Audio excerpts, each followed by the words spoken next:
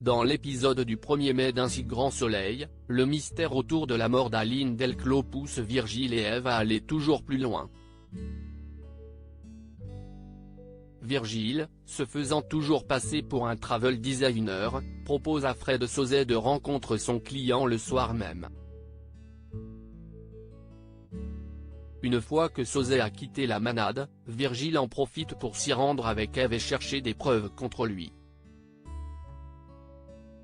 En visitant l'endroit, le duo tombe sur un frigo cadenassé. Ils décident de l'ouvrir, et y découvrent un puissant stéroïde, le clenbuterol, qui a été interdit en France en 2012. Contents de détenir leurs preuves que Fred Sauzet et sa petite amie Stéphanie Burton mijotaient quelque chose de trouble à la manade et qu'ils sont peut-être liés à la mort d'Aline, ils se demandent s'ils devraient aller directement au commissariat. Mais Eve et Virgile sont stoppés dans leur élan à cause de l'arrivée de Fred Sauzet qui les surprend chez lui. L'homme a un fusil à la main et semble loin d'être content de les voir là. Pendant ce temps au commissariat, le commissaire Becker annonce à Manu que l'enquête autour de la mort d'Aline Delclos est désormais catégorisée comme un assassinat, ce qui va lui permettre de mettre Benoît Auger en garde à vue. En effet, ce dernier a prétendu ne jamais avoir vu Fred Sauzet, alors que Manu les a vus ensemble sur des photos prises à la manade. Ailleurs à Montpellier, Marc parle à Jacques de son idée de chronique judiciaire écrite par Chloé.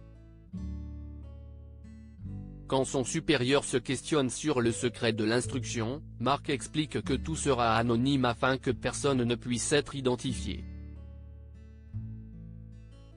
Chez elle, Chloé travaille sur son premier article mémant à Evan quand il lui demande ce qu'elle fait. La tension est toujours palpable entre les deux époux. Marc et Chloé continuent de se rapprocher quand Chloé fait finalement lire son travail à Marc, ce dernier arrive rapidement à les retranscrire et impressionne son interlocutrice. Pendant ce temps, François Laumière va voir son avocate qui lui annonce qu'il a été condamné à verser 20 000 € à son ancien assistant par les prud'hommes. Laumière refuse et Claudine propose donc de faire appel.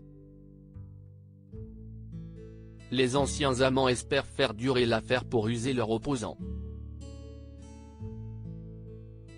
Plus tard, Chloé est de retour au tribunal et croise justement Laumière. Elle demande ensuite à la juge Alphonse si elle le connaît, et cette dernière confirme, Laumière se fait souvent poursuivre par des gens qui travaillaient pour lui pour divers problèmes de maltraitance professionnelle. Quand Chloé en informe Evan, le médecin n'est pourtant pas inquiet et explique que Laumière sera juste un investisseur dans sa clinique.